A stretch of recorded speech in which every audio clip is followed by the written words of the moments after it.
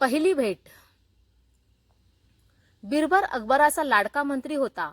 बिरबलाने अकबराच्या कारकिर्दीत अनेक वर्षे शेवटपर्यंत सेवा केली. पण ह्या दोघांची भेट कशी झाली ती गोष्ट सुद्धा मनोरंजक आहे. हीच गोष्ट मी आज तुम्हाला ह्या भागात सांगणार आहे. अकबराला प्रजेचे हाल हवाल समजून घ्यायला, वेषांतर करून राजधानीत फिरायला आवडत असे.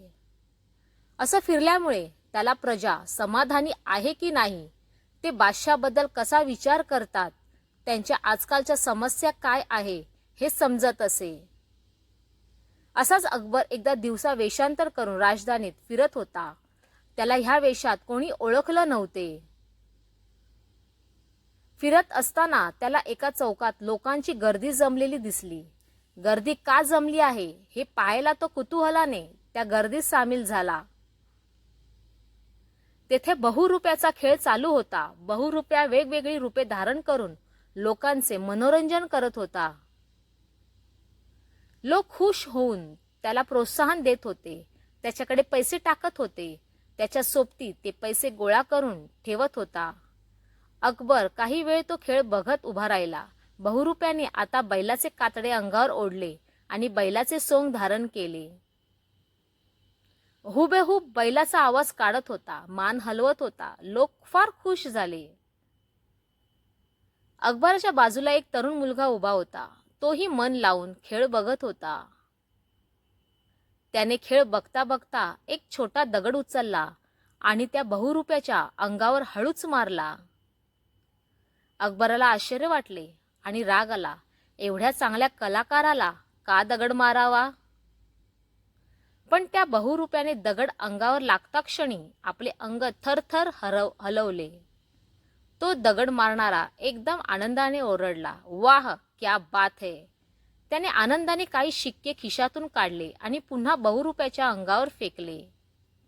बहुरूप्याने पुन्हा अंग थरथर कापून दाखवले. तो मुलगा अजून खुश झाला. ही काय अजब तरा असा, अकबर विचार करत होता. बहुरूप्याने कातडे काढले आणि मोठ्याने विचारले, मला आता दगड कोणी मारला? अकबराला वाटले आता बहुरूपी ह्या मुलाला धडा शिकवणार. तो मुलगा पुढे झाला आणि म्हणाला, मी मारला दगड. बहुरूप्याने अत्यंत आदराने त्या मुलाला वाकून नमस्कार केला आणि विचारले, नंतर ते शिक्के पण तूच मारलेस का? तो मुलगा हो म्हणाला. आता बाकी लोकांना आश्चर्य वाटत होते. दगड मारणाऱ्या मुलाला हा बहुरूपी इतक्या आदराने का वागवत होता? त्यांनी बहुरूप्याला ते विचारले.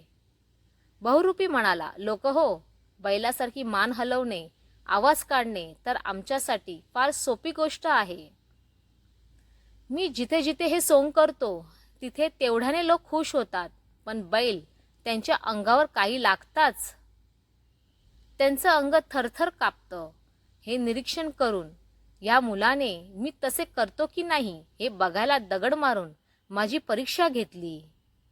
मी पण ते निरीक्षण करून सराव करून ठेवला होता, म्हणून ह्याच्या परीक्षेत मी उत्तीर्ण झालो. त्याने खुश होऊन जे शिक्क्यांचे बक्षीस मला दिले ते माझ्यासाठी फार मोलाचे आहे. एका दर्दी रसिकाने माझ्या केलेला दिलेला सन्मान आहे. लोकांनी टाळ्या वाजून तो बहुरूपी आणि तो मुलगा दोघांचे कौतुक केले. अकबरालाही कौतुक वाटले. त्याला कलावंतांची कदर होती. त्याला त्या मुलाच्या निरीक्षण शक्तीचेही कौतुक वाटले. खेळ संपला आणि गर्दी पांगायला लागली. अकबराने त्या कलाकाराजवळ जाऊन आपली खरी ओळख सांगितली. त्याला दुसऱ्या दिवशी दरबारात यायचे आमंत्रण दिले आणि त्याच्या कलेचे बक्षीस देईन असे सांगितले. त्या मुलाचीही चौकशी केली. त्याचे नाव होते महेशदास. त्याला सुद्धा दुसऱ्या दिवशी दरबारात बक्षीस घ्यायला येण्यास सांगितले. हाच मुलगा पुढे जाऊन बिरबल बनणार होता.